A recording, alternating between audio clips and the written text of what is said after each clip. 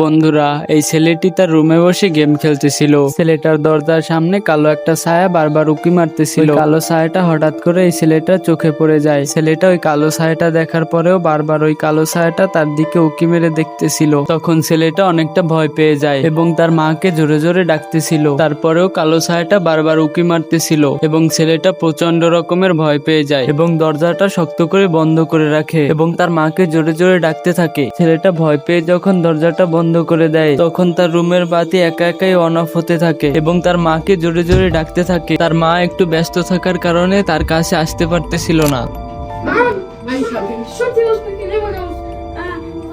কিছুক্ষণ পরে যখন ছেলেটার মা তার কাছে আসে তখন ছেলেটা তার মাকে সবকিছু খুলে বলে এবং তারা যখন সিসিটিভি ফুটেজ চেক করে তখন এই রহস্যময় কালো ছায়াটা তারা দেখতে পায়। বন্ধুরা, আপনাদের কি মনে হয় এই কালো ছায়াটা আসলে কি হতে পারে আর কেনই বা এই বাচ্চাটা রুমে বারবার উঁকি মারতেছিল? আপনাদের জানা থাকলে কমেন্টে অবশ্যই বলে যাবেন। এই লোকটা গভীর রাতে বাসায় ফিরতেছিল এবং তার হাতে থাকা ফোন দিয়ে একটা ভিডিও করতে থাকে। তখনই সে অদ্ভুত কিছু একটা দেখতে পায় এবং ভয়ে গাড়িটা মাঝখানের দিকে নিয়ে আসে। বন্ধুরা, এটা আসলে কি হতে পারে? আপনার জানা থাকলে কমেন্টে অবশ্যই বলে যাবেন।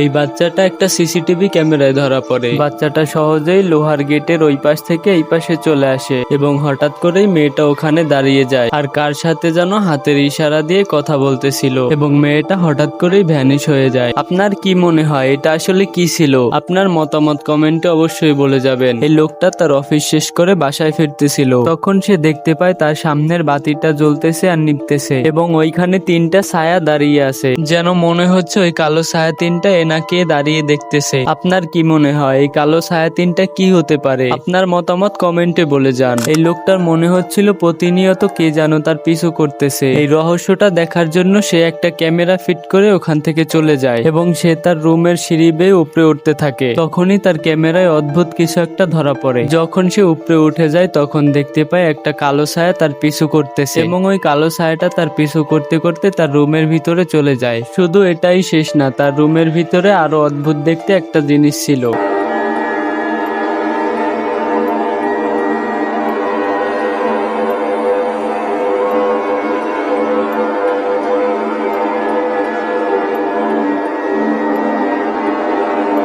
এটা কি হতে পারে? আপনার জানা থাকলে কমেন্টে অবশ্যই বলে যাবেন। আর চ্যানেলে নতুন হয়ে থাকলে অবশ্যই চ্যানেলটা সাবস্ক্রাইব করে রাখুন। দেখা হচ্ছে নতুন কোনো ভিডিওতে।